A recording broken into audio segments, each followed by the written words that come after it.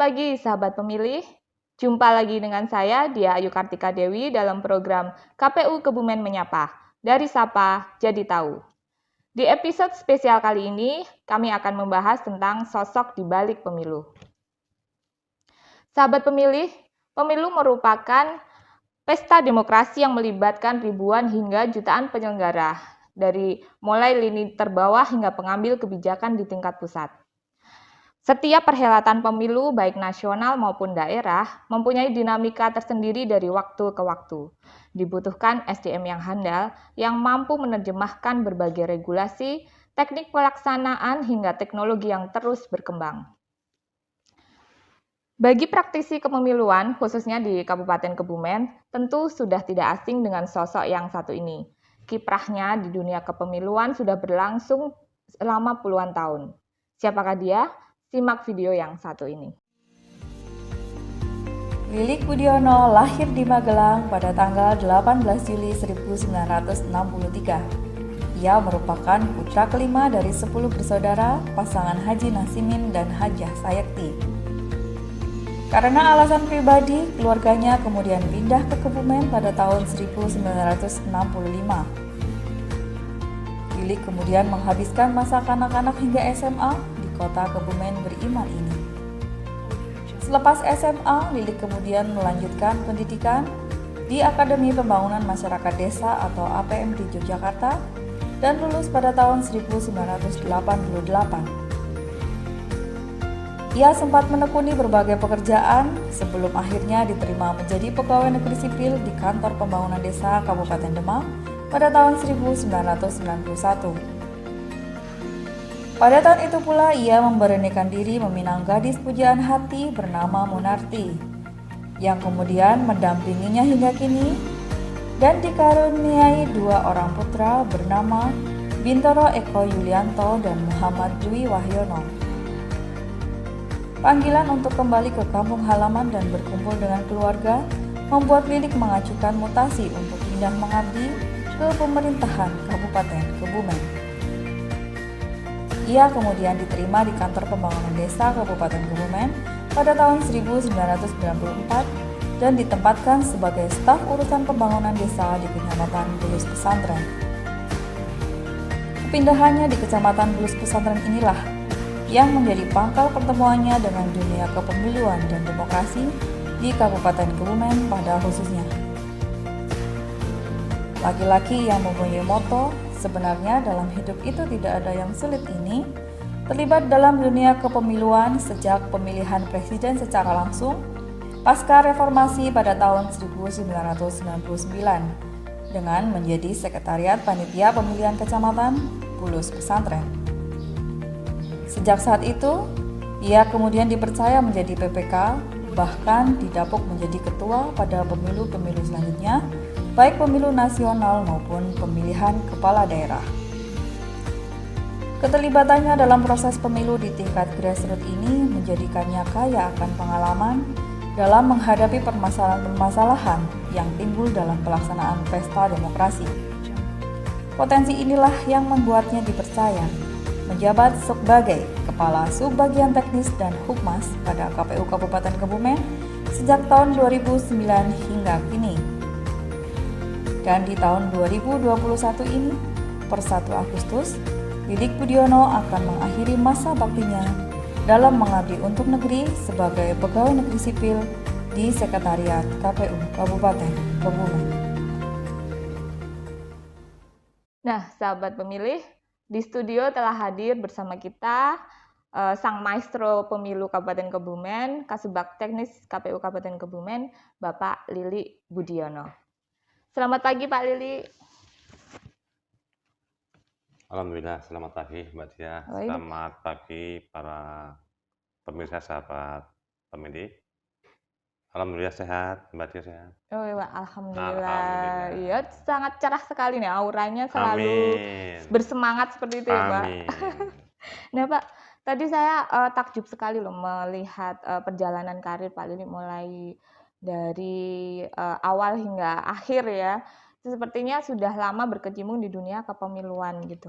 Nah, bisa diceritakan nggak lebih detail lagi gimana sih sebenarnya awal mula Pak Lili itu berkenalan dengan dunia kepemiluan kok sampai terus akhirnya berlangsung selama puluhan tahun seperti itu? Gini, jadi awalnya kan saya bekerja di kantor pembangunan desa Kabupaten, dan di situ saya di kecamatan Pesantren di urusan pembangunan. Disitulah di kecamatan kan ada dibentuk panitia kecamatan.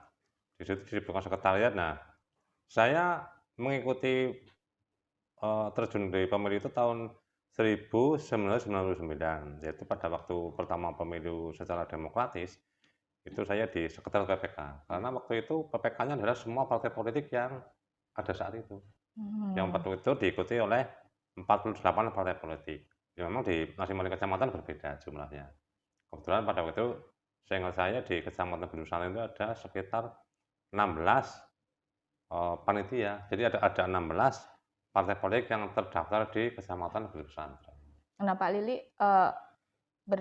selaku sekretariat PPK. Jadi Sekretariat, iya. pertama terjun langsung jadi sekretariat di sekretariat, PPK. ya. Itu tahun 99 ya? Tahun 99. Nah, apa yang membuat Pak Lili akhirnya betah gitu, terlibat terus menjadi PPK berapa kali, Pak? Saya setelah itu kan tahun 2004, saya terlibat di panitia kecamatan pemilu Pilpres di 2004, kemudian 2005 ada pemilihan bupati dan wakil bupati yang pertama, kemudian 2008 ada pemilihan gubernur, 2009 ada Pilpres. Jadi di 2004 itu saya sudah terjun, langsung saya menjadi ketua PPK karena waktu itu didorong oleh Pak camatnya waktu itu, saya suruh daftar di PPK juga tuh 2005, terus keterlarung sampai 2008 dan 2009. Oh gitu. Jadi sejak 1999 hingga saat ini terus berkarir dalam dunia kepemiluan. Seperti Iya. itu berarti sudah berapa tahun ya, Pak, kira-kira? Iya, 99 sampai 21, berarti Sekitar 20 tahun 20 lebih ya, Pak, tahun, 22 iya. tahun. Nah, itu yang membuat Pak Lili terus konsisten di situ tuh apa? Kan banyak nih yang pernah menjadi PPK lalu merasa bosan atau merasa itu terlalu memusingkan seperti itu. Tapi Pak Lili kan sepertinya malah menikmati seperti itu. Memang ada tantangan sendiri. Pertama adalah hal malah masalah mengolah SDM, karena di panitia pemilu kecamatan di bawahnya ada, pertama ada teman-teman dari sekretariat PPK, kemudian ada teman-teman dari anggota PPK sendiri, kemudian ada teman-teman dari panitia pemilu kecamatan, ada dari PPS, ada di KPPS dan juga dari petugas pemungutan terpilih. Nah, disitulah bagaimana kita memilih, di situ ada seninya tersendiri. Kemudian kedua adalah bagaimana kita cara mengolah data masalah pemutahiran data pemilih, kemudian data masalah hasil pemungutan penghitungan suara, termasuk rekapitulasinya, termasuk terakhir sampai ke model sistem hitung cepatnya. Oh gitu. Iya. Jadi Pak Lili malah merasa tertantang alih-alih daripada merasa ini ya pusing seperti itu. Jadi malah dalam kepusingan itu malah Karena merasa sesuai dengan tertantang. latar belakang saya itu di di jabatan saya emban waktu itu, yaitu sebagai eselon 5, sebagai kasusi perekonomian produksi di Kecamatan Pesantren, itu memang banyak mengolah data. Jadi saya bandingkan, pekerjaannya berarti sama dengan data yang kita olah, data dari desa, kalau pemilu kan data dari KPPS, kemudian kita olah, kita sampaikan ke jenjang di atasnya itu KPU. Jadi memang pekerjaan Pak Lili juga sinkron dengan pekerjaan, seperti iya, ini. pekerjaan yang iya. saya emban selaku PNS. Gitu. Nah, terus tadi saya sempat mendengar Pak Lili malah disuruh oleh Pak Camat waktu itu. Nah, ini nggak takut misalnya tupoksi Pak Lili sebagai kasubsi itu malah terbengkalai atau gimana gitu, Pak? Ya, alhamdulillah waktu itu kan saya bertempat tinggal di sekitar kecamatan, dan saya pas di belakang kecamatan, di kantor kecamatan. Jadi saya kalau misalnya saya siang harus pekerjaan yang pemilu, pekerjaan yang utama yang tupoksi yang selaku PNS, saya garap di malam hari atau mungkin sebaliknya. Oh gitu. Jadi tetap bisa memanajemen waktu Iya, seperti dan semua tapi pekerjaan selesai seperti Selesai. itu, tidak ada yang terbengkalai. Tidak ada yang terbengkalai. Oh ya, oke.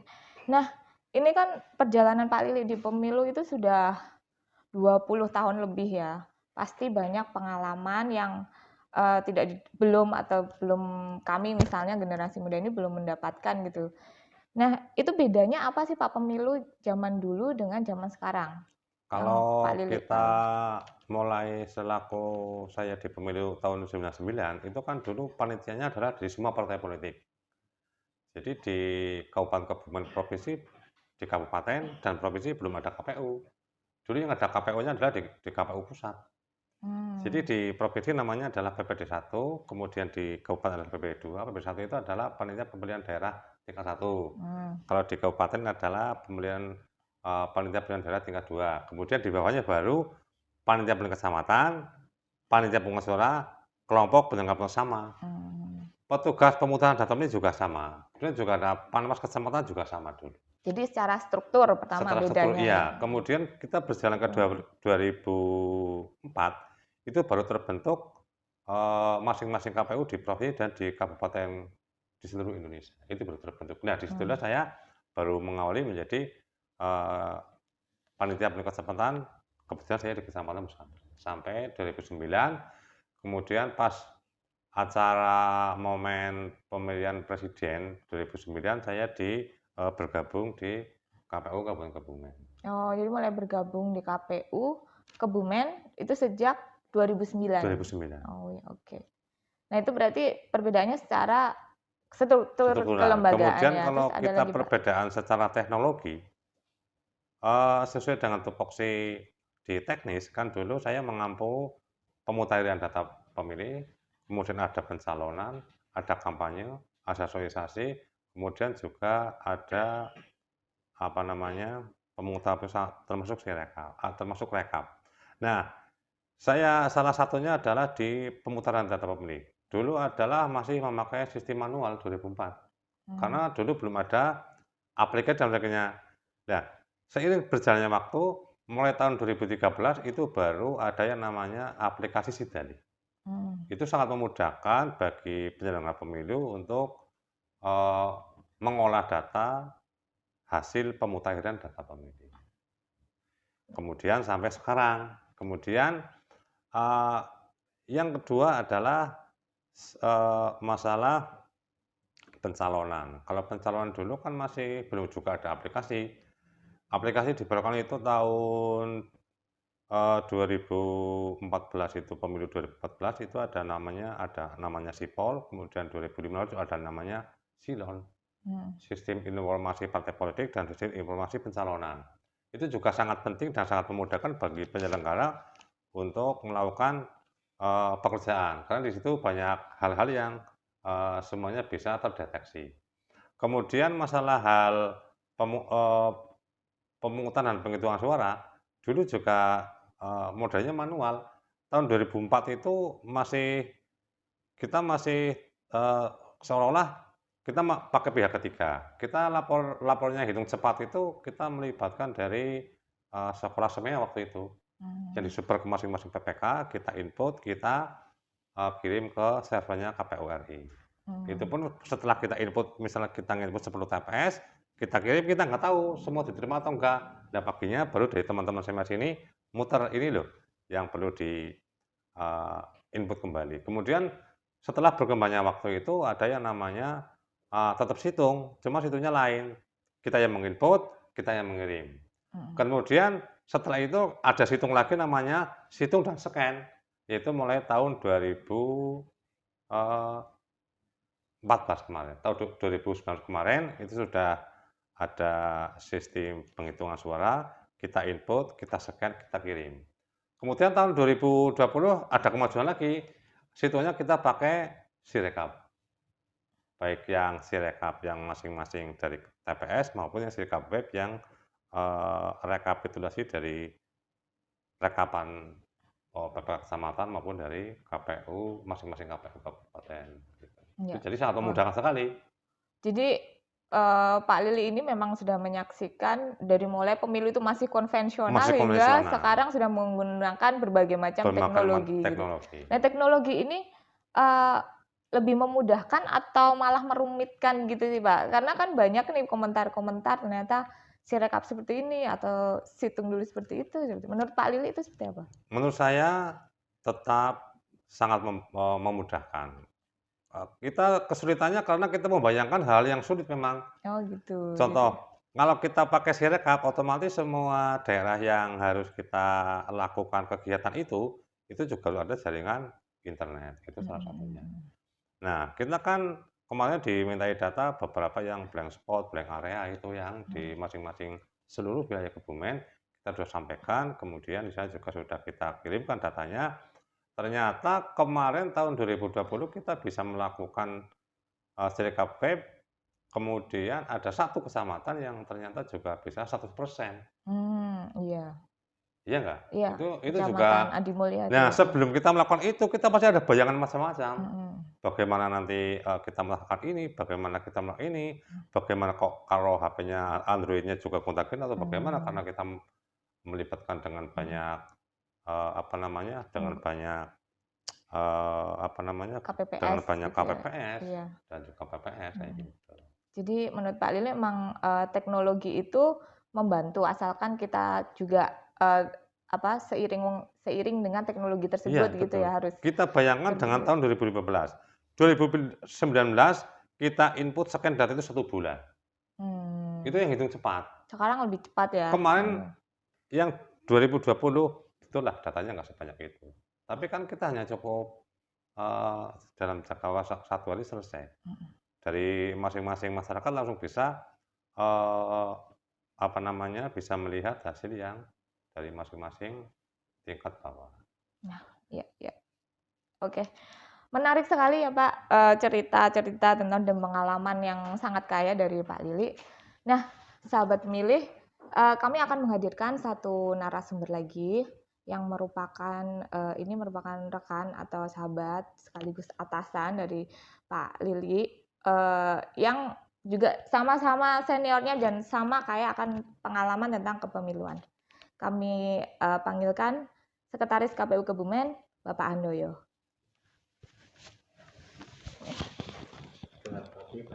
Selamat pagi, Pak. Silakan duduk, Pak. Nah, sahabat pemilih, sebelum kita mengulik lebih jauh lagi tentang kepemiluan dengan Pak Han dan Pak Lili, saksikan yang satu ini.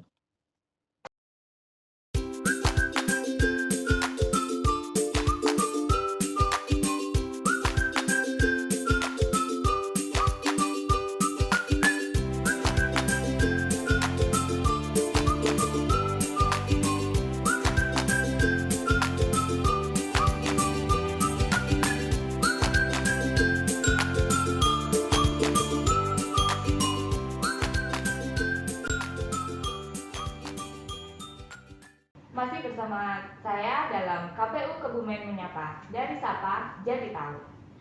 Sahabat pemilih, pemilu merupakan kerja tim yang melibatkan banyak pihak. Dibutuhkan kerjasama yang solid untuk menyukseskan perhelatan akbar ini. Nah, bagaimana nuansa ini bisa terbangun di KPU Kebumen?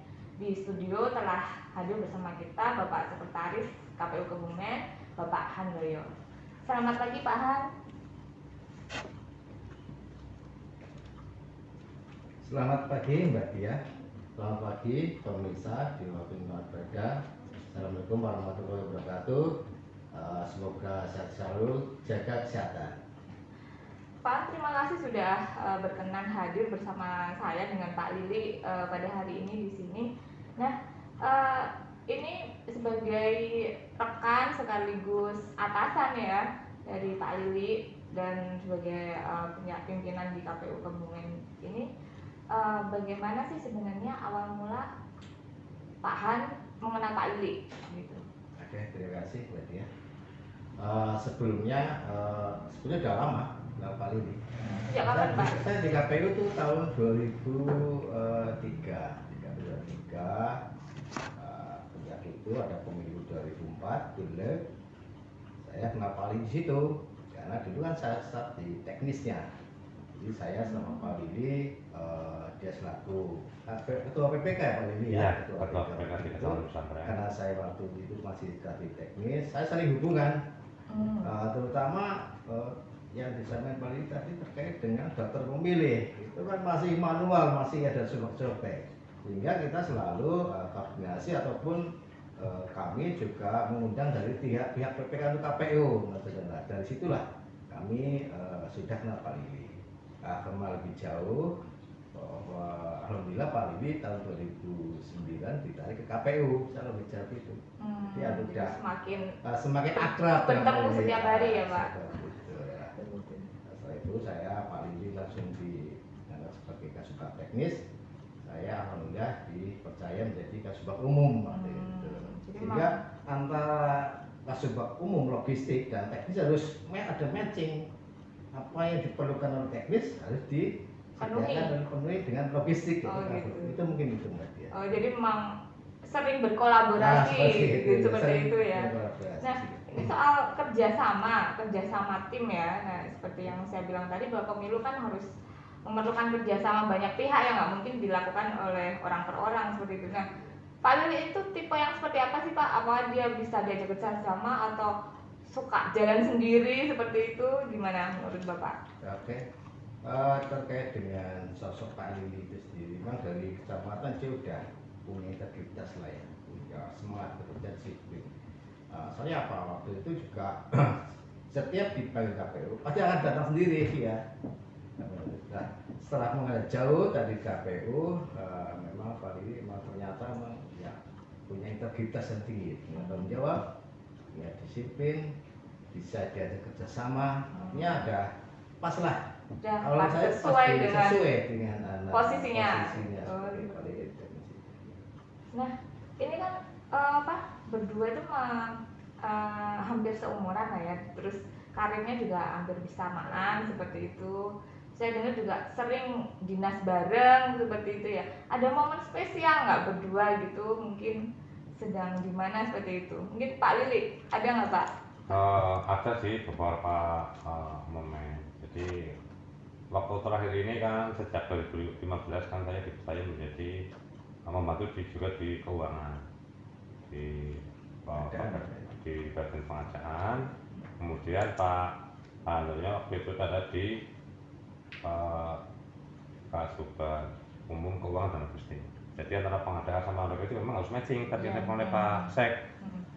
Jadi semua harus matching. Kemudian juga pekerjaan itu juga tidak harus banyak melibatkan tenaga yang ada di KPU. Nah, seiring waktu kami pergi bersama dengan Pak Handoyo itu, karena pas waktu itu saya dipercaya selaku PPKOM, saya ingat kemarin tahun 2020 pas kita tahu ada belanja yang untuk COVID itu pas ada di tender koordinasi ya. Itu saya harus tanda tangan kontrak. Memang undangannya untuk PPKOM. Saya tanya sama Pak Handoyo, Pak, masa setelah saya berangkat sendiri? Pak Handoyo bilang, iya yang saya temani, terus kami bersama berangkat berdua. Berdua saja ini Pak? Berdua, karena pada itu tidak bisa menimbulkan staf, padahal staf itu pada itu banyak pekerjaan. Oh gitu ya. Jadi mendukung saya juga yang saya hadapi pada waktu juga semua penyedia. Kemudian saya di KPU RI, waktunya jam 10 pagi, saya misalnya pas jam 5 pagi, kemudian saya nggak langsung ke hotel, saya di KPU RI langsung aja, saya lihat suasana di KPU RI, kemudian saya juga mandi dan sholat subuh di situ, kemudian saya minta izin pamit ke satpam yang di KPU RI, diarahkan, Pak mau sarapan silakan Pak ke di belakang kantor. Saya berjalan sama Pak Handoyo di belakang kantor. Saya berjalan ke belakang lama, loh kok semakin lama semakin ramai. Saya nggak ngeh pada waktu itu ada semacam kegiatan apa namanya Car Free Day waktu itu. Saya jalan terus karena kan waktunya juga masih lama. Saya di KPU RI jam 10 pagi kan, waktu itu kan masih belum ada jam 6. Nah, saya jalan, udaranya juga masih seger pagi, ketemu banyak orang, lama-lama ketemu banyak orang juga. Sampai saya nggak terasa sampai ke Bundaran HI waktu itu. Saking ramainya orang ya Pak. Saking ramainya orang nggak terasa jalan sampai ke Bundaran HI sampai badan terasa hangat. Jadi saya juga nikmat sambil minum, jalan, berasa hangat.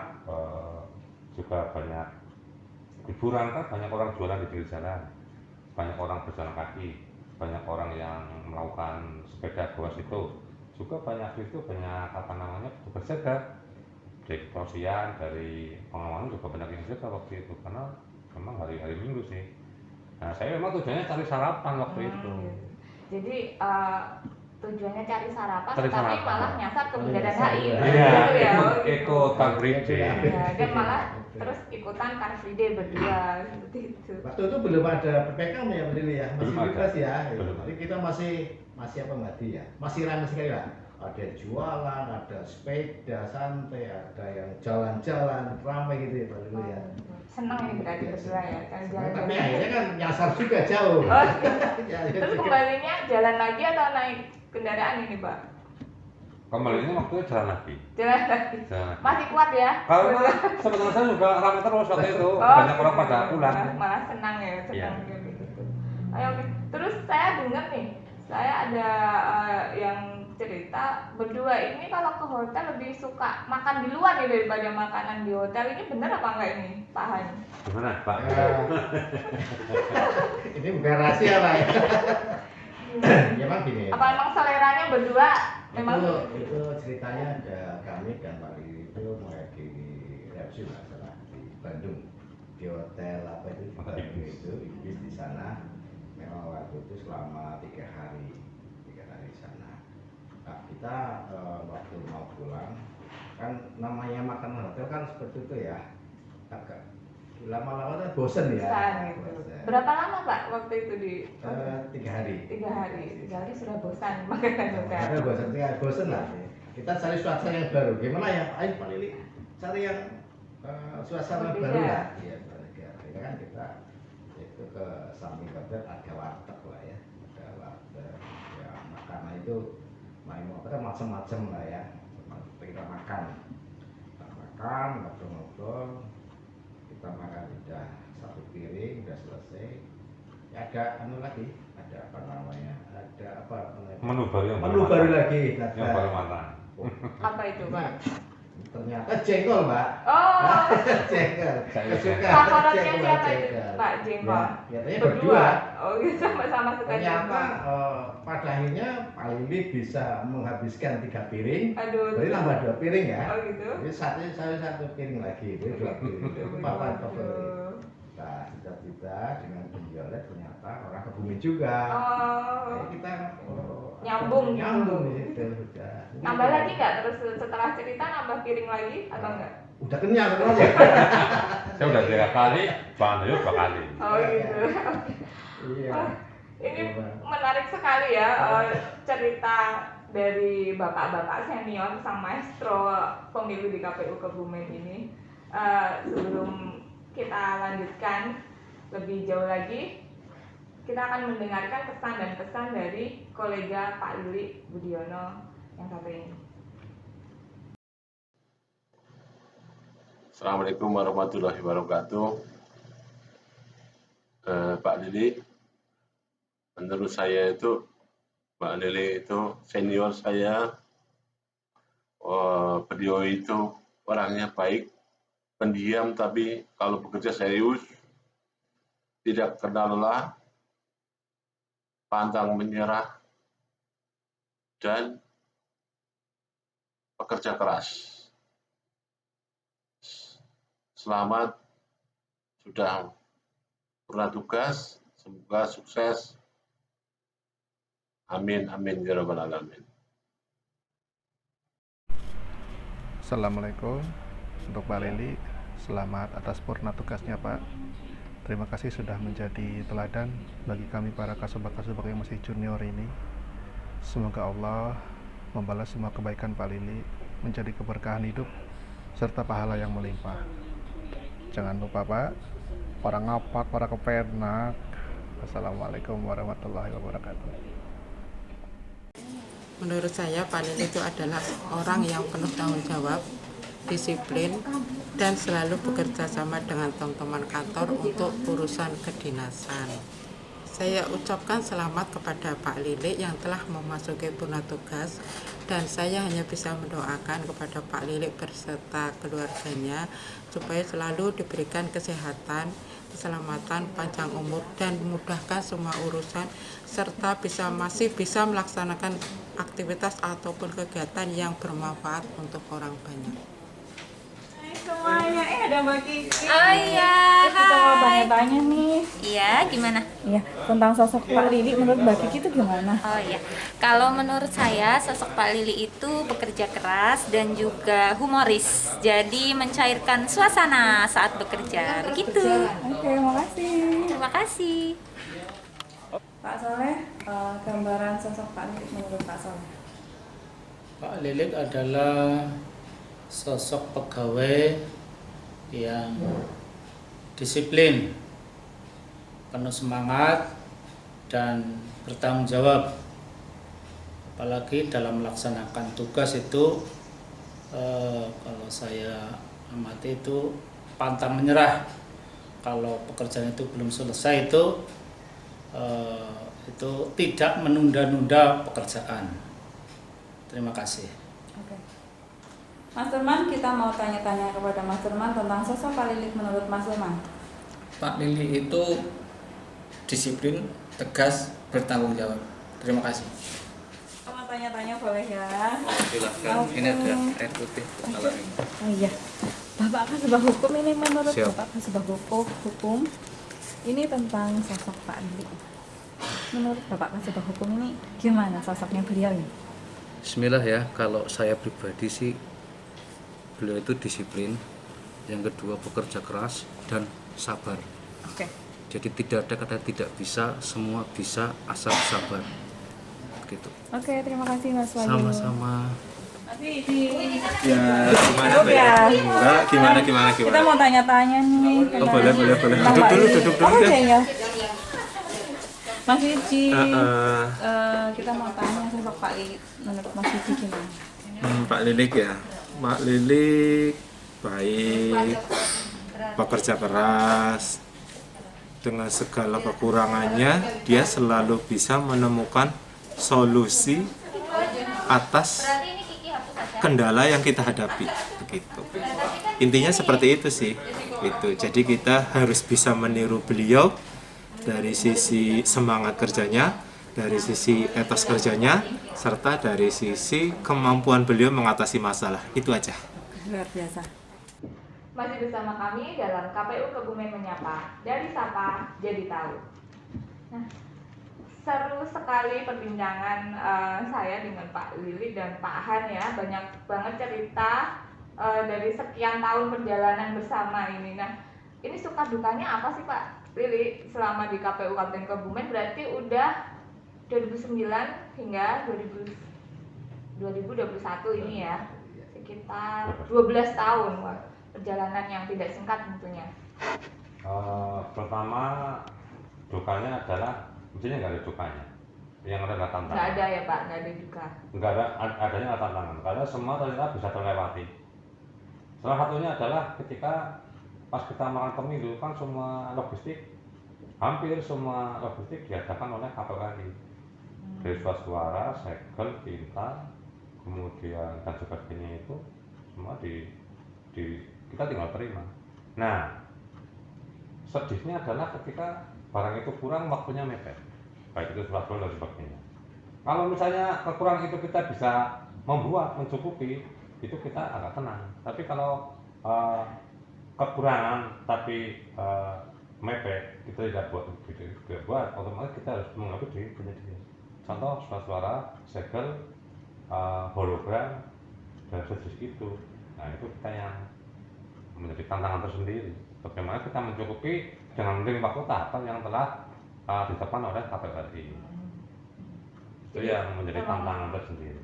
Tentang logistik yang Tentang selalu logistik. mepet-mepet. Mepet seperti sekali. itu. Iya, iya. Terus Kita tahu sendiri kemarin tahun 2019 seperti apa logistiknya. Ketika kita baru pertama kali serentak 5 surat suara, kita logistik seperti apa. Semua, walaupun kita sudah melibatkan banyak barang ad hoc, kita juga sudah melibatkan Panwas untuk selalu mengawasi dan logistik. Semua kita kerahkan tenaga pendukung dan KPU ya tetap yang namanya manusia ada keterbatasan. Dari atas juga sudah di-setting masalah tahap harus selesai dalam waktu yang sesuai yang ada di tahapan, makanya kita memang harus tidak kenal waktu jam dan malam. Terus sukanya apa nih Pak? Sukanya? Kalau sukanya sih Banyak pasti. banyak.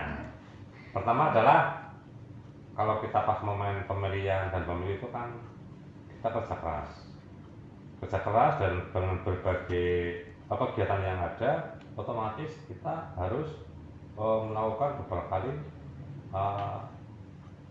kegiatan yang di luar kabupaten. Otomatis kita melakukan perjalanan dinas. Itu jelas kalau ASN supaya pasti di situ semua ASN. Tapi tidak semata-mata suka kita menerima perjalanan dinas, karena kita juga melakukan kegiatan bimbingan teknis. Kita sampai keluar Jawa loh Mbak Dia dulu. Oh iya, kemana tuh Pak? Saya 4 kali. Kalau saya nggak di KPU mungkin saya nggak pernah naik pesawat. Merasakan keluar Iya. Jawa. Iya. Pertama saya ke Sepingan Balikpapan. Itu pas pemilu tahun berapa dulu itu ya? Untuk pemilu 2015. Kemudian yang kedua adalah saya ke Aceh. Itu juga Bintek. Jadi masuk ke seperti ya. Terus yang ketiga saya ke Palembang, sama juga Bintek. Masalah tadi kepemiluan juga terakhir adalah di Manado. Berarti hampir ke seluruh pulau di Indonesia ya, kecuali Irian Jaya mungkin ya? Iya, kemarin saya ke Bali saya nggak mau. Oh, kenapa Pak? Saya pas waktu itu keluarga ada yang nggak sehat sehingga malah tetap saya yang berangkat waktu itu. Terus ada lagi Pak apa sih supaya mungkin penambah teman gitu karena jelas ketika kita di luar Jawa kenapa kita tanyakan pengalaman juga kita bisa sambil refreshing. Saya sampai ke 0 km loh Mbak Dia. Karena di Pulau Di Sabang. Pulau Sabang. Oh iya. Saya sampai ke sana. Sampai jauh sekali. Saya nggak mimpi loh bisa sampai ke 0 km. Karena kerja di KPU ya. Karena kerja di KPU. Iya berkarya sih. Kemudian juga menjadi tambah wawasan, tambah teman, kita juga kita menjadi kenal orang-orang yang dari sana, juga tambah misal kemarin saya kenal juga orang Jawa Barat, itu KPU Jawa Barat, aslinya Kebumen, itu tetangga saya situ. Jadi malah ketemu sedulur yang merantau di KPU. Iya. Berarti banyak sekali senangnya dan tidak ada duka kecuali tantangan seperti itu ya, menarik sekali. Nah ini saya balik lagi ke Pak Han. Ini seperti yang kita tahu sedih sekali karena Pak Lili yang merupakan maestro pemilu yang bisa dibilang seperti itu akan mengakhiri masa pengabdiannya di KPU. Ini gimana perasaan Pak Han itu? Apa sedih banget ditinggal mungkin soulmate-nya atau sebagai rekan, sahabat dan atasan itu seperti apa Pak? Dan kesan-kesannya? Ya memang semua orang itu kalau ditinggal ya pasti akan sedih. Sedih ya Pak? Ada akan kehilangan terutama sosok Pak Lili lah. Tapi saya sadari bahwa pensiun adalah suatu proses alamiah lah. ASN kalau sudah mencapai batas usia pensiun, kalau dulu kan 56 ya Mbak Dia ya, sekarang 58 ya mau tidak mau harus istirahat, harus mengakhiri masa tugasnya itu pada bersama. Samping itu juga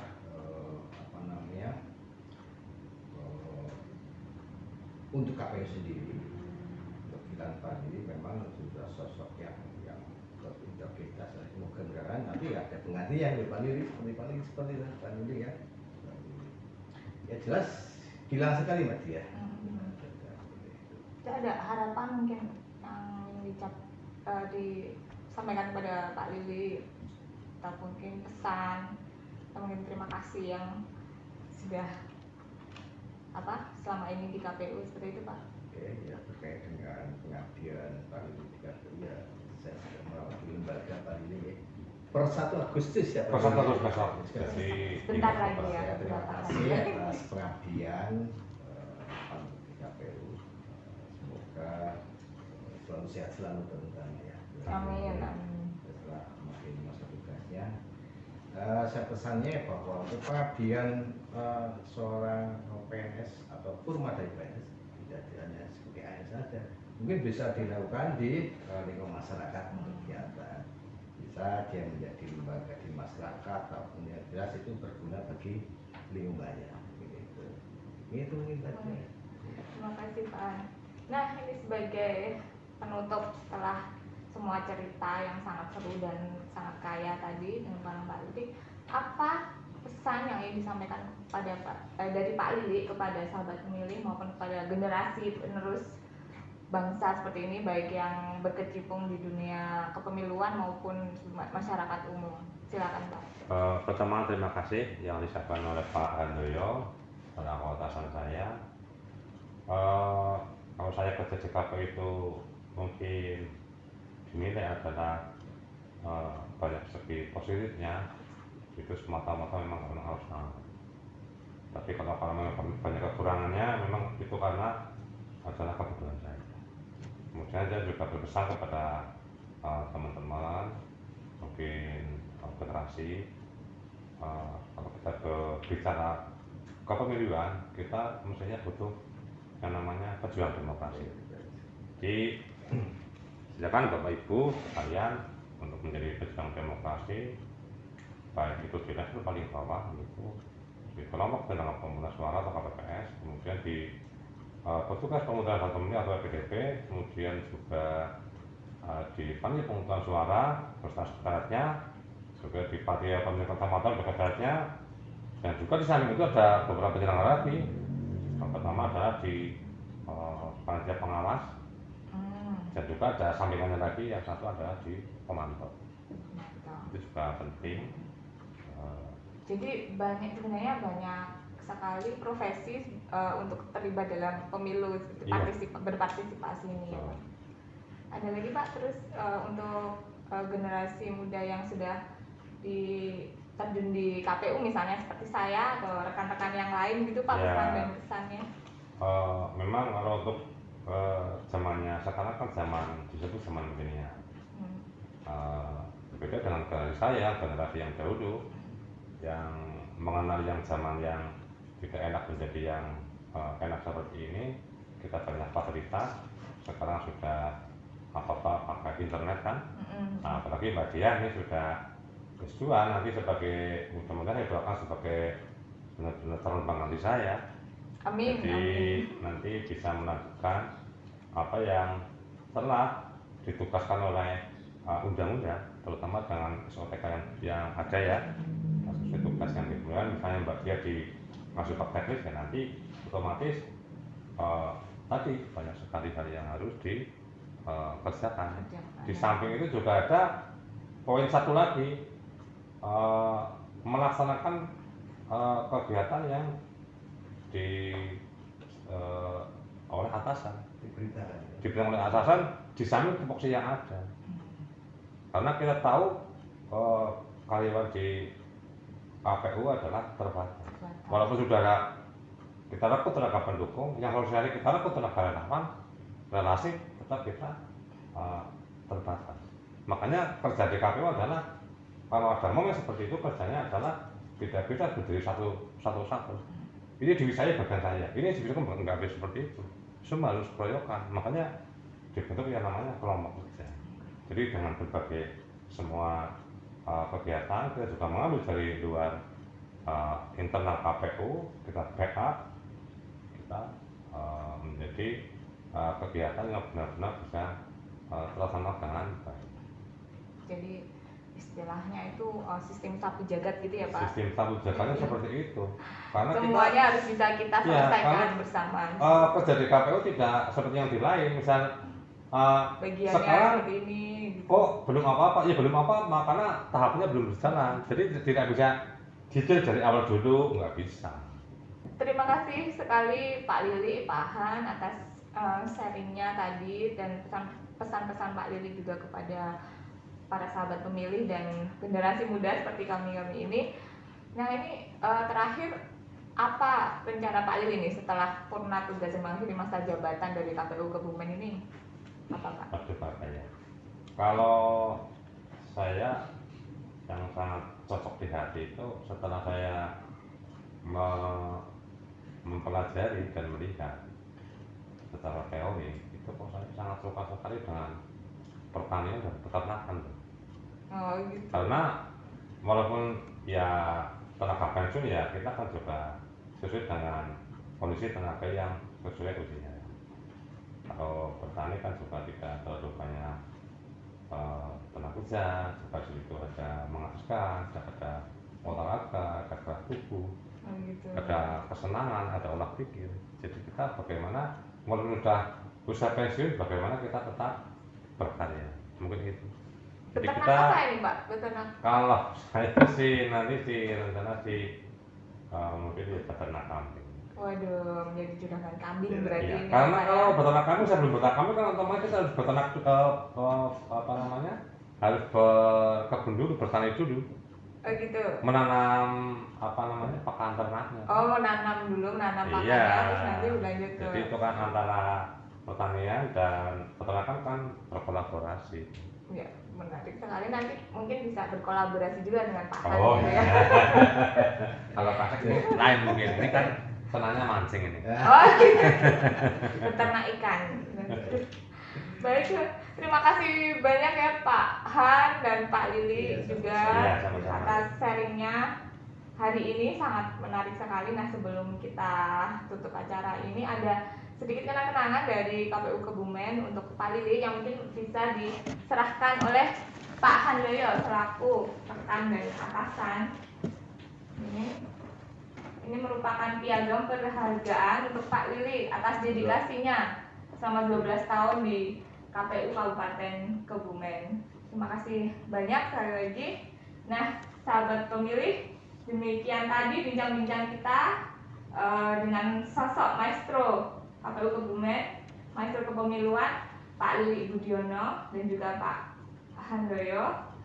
Nantikan sapaan kami selanjutnya setiap hari Jumat pukul 9. Jangan lupa like, komen, dan subscribe di channel YouTube KPU Kebumen. Saya Diari Kartika Dewi, mohon undur diri. Wassalamualaikum warahmatullahi wabarakatuh.